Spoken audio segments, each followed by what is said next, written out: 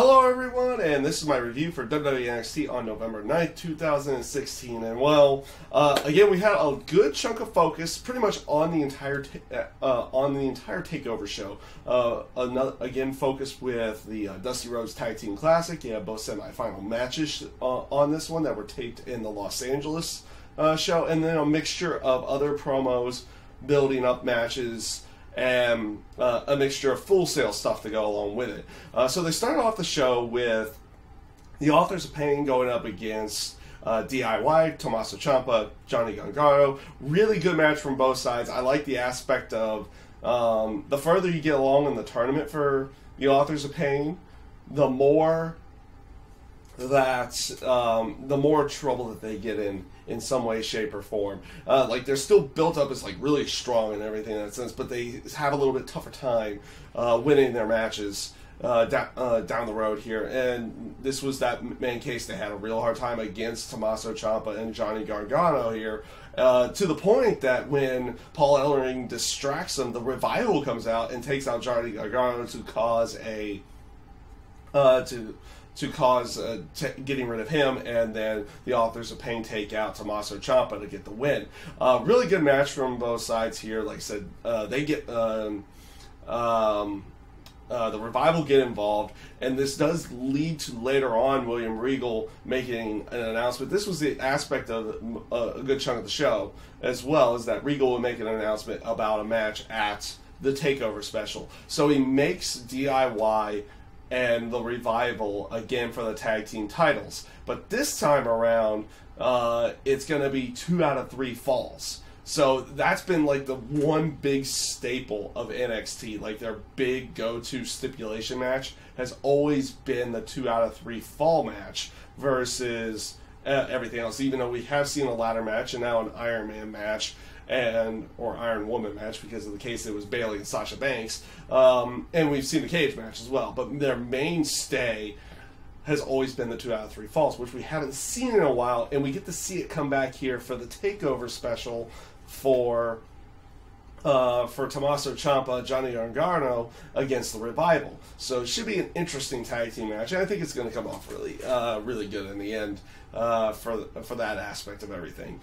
Just like not even backstage, but 2 promos, like promo packages, were shown. One for Ty Dillinger and one for Bobby Roode. So both of them talking about their upcoming match at the TakeOver special. Both of them delivering very good promos. Of course, Bobby Roode running down Ty Dillinger, and semi the same way with Ty Dillinger. He was, showing how unhappy he was with what happened with the Dusty Classic and everything in that sense, and what they were going to do to each other at the TakeOver special. I thought these 2 promos came off as really good promos, setting up for their match going into the TakeOver special, and we'll see if they have anything more for it going into the final NXT, or if there's even going to be like an NXT show next week, because the TakeOver special is next Saturday to go along with everything. Also in the Dusty Rhodes Tag Team Classic, you have TM61 going up against Sanity. TM61 sneaks this one out of pretty much like everything throughout the entire show. This was probably just an okay match. Like, it came off kind of meh in the end. TM61 kind of sneaks out the victory in the end for the match. And you kind of figured TM61 would go over in this case, because if you have Authors of Pain already in there and Sanity going up against each other, it would feel weird doing the heel versus heel side of everything. And they could do something else with Sanity going into the TakeOver special as well. So we'll see if they do anything in that sense for them, because they built up the Authors of Pain really huge here. They needed to be in the final. Sanity's kind of new. They've only shown up during this tag team tournament, so maybe they have something else planned for them going into the TakeOver special to go along with that. But this also leads to another announcement from William Regal. He was backstage with TM61 and Paul Ellering, and basically talking about congratulating both teams for being in the finals. It was going to be a takeover and everything in that sense. But he said, due to your involvement in these recent matches, he wanted to make sure Paul Ellering wouldn't be able to get in the way. And Paul Ellering even threatens, like, well, you'll be hearing from a lawyer if you ban me from ringside. Well, I'm not going to ban you from ringside. We're going to suspend you in a cage above the ring. They're bringing back that. That's like classic. That is classic wrestling about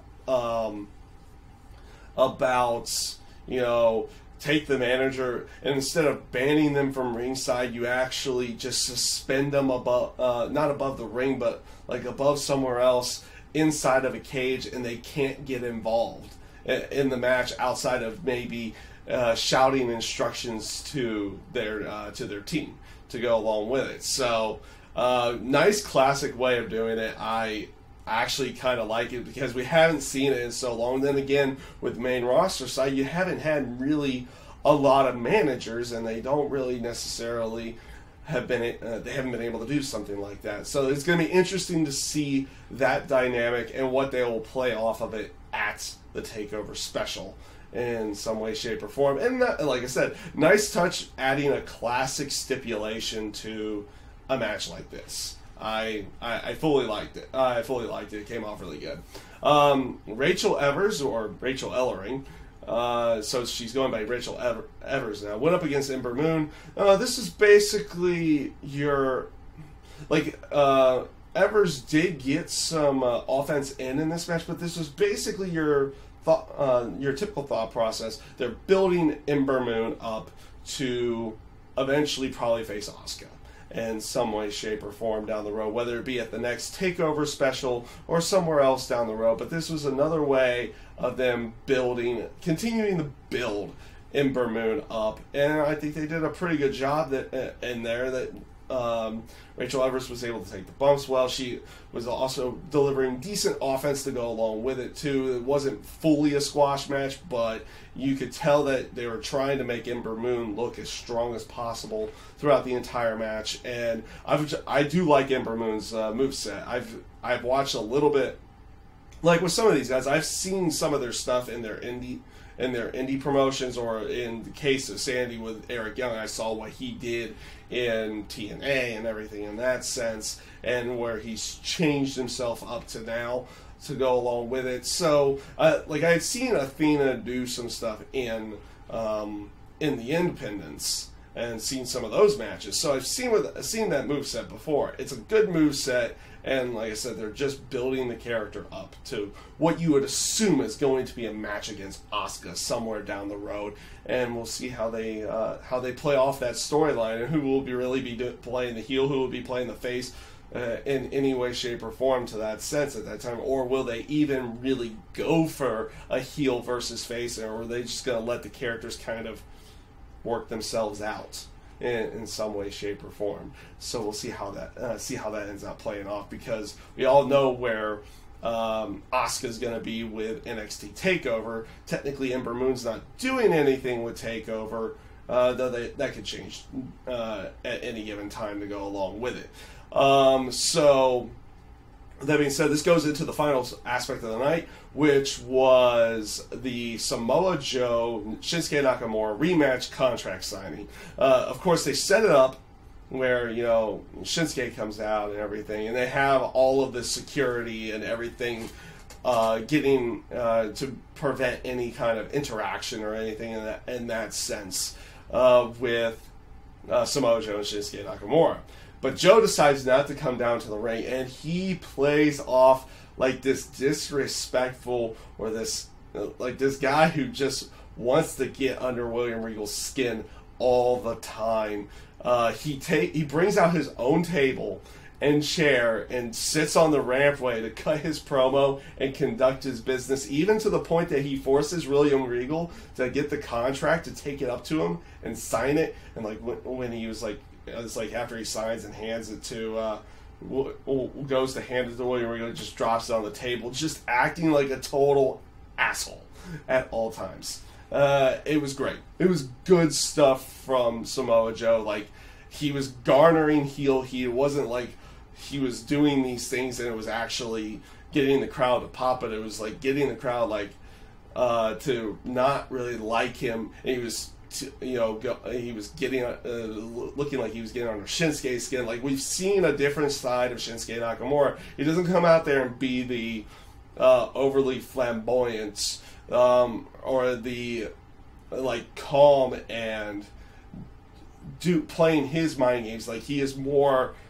Joe in the sense of, or Samoa Joe in the sense of going out there to beat people up, and he takes out the entire security force in front of Joe, and then puts the last one through a table. It came off really good. It was a nice, different aspect to a contract signing that you don't always see. They went for something different, and it came off really good. Like, how often do you see someone where the contract signing is like, it's always face to face in the ring, they talk and they do this. But this time around, Joe's like, no, we're not going to do that. I'm going to bring my own table. We're going to do business right here. You can do your business over there. You got to come to me type thing. It came off great. I loved it. The way it came off from all sides there. So, yeah. Overall, really good NXT this week. Especially with the way the contract signing goes. Like, they come up with new things and new ways of doing, like, the contract signing, and to make it fresh and make it different. And it was a good way of going. I liked how they did it. Now, hopefully they don't overuse something like that down the line here, but it came off really good because it was something you normally don't see in the terms of contract signing. Also, you had good promos from Ty Dillinger and Bobby Roode. The setups towards the Dusty Rhodes Tag Team Classic ending, the aspect of the Revival and DIY being 2 out of 3 falls. You got a lot of stuff to get excited for going into the NXT TakeOver special, and let's see if they have something a little bit more to build up this match between Asuka and Mickie James. Like, obviously they've been showing new stuff with or not new stuff, but they've been showing video packages with what Mickie James had done and everything in that sense. And I don't think she makes an appearance at Full Sail for any of these NXT shows. So we'll see if they have something to set up, something a little bit more going into that match. But otherwise, NXT TakeOver, because obviously that match in general with Mickie James and Asuka is going to be probably a pretty good match. It's just like, do they have a little bit more to build up a little bit more tension into that match going onward, because they've done a really good job of doing it in these other matches to go along with it. So we'll see what they do with next week's NXT. That is my review this week for NXT. I thank you guys for watching, and I hope you have a great day.